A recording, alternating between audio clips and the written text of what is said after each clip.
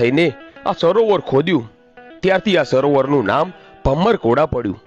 સરોવર બનાવ્યા બાદ ચારેય જોગણીઓએ પોતાના શરીરનો મેલ ઉતારીને એક પૂતળું બનાવે છે.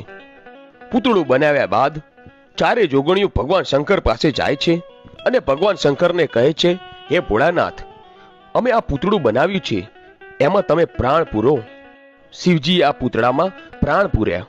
ત્યારબાદ ચારે જોગણીઓએ પ્રગટ થયેલી દેવીને પોતાના હીરચીર સોંપી સરોવરમાં સ્નાન કરવા જાય છે અને જતા પહેલા કહેતા જાય છે કે અમારા હીરચીરની અને આ સરોવર તથા સમગ્ર પંથકની તમારે રક્ષા કરવાની છે. આમ જ્યાં સુધી ચારેય જોગણીઓ સ્નાન કરીને પાછી ન આવે ત્યાં સુધી ઉગતા પોરની દેવી માં મેલડી હીરચીરની અને સરોવર તથા સમગ્ર પંથકની રક્ષા કરે છે. પછી ચારેય જોગણીઓ આ દેવી પર પ્રસન્ન થઈને પોતપોતાની શક્તિ અને અસ્ત્ર શસ્ત્ર આપે છે અને સાથે આશીર્વાદ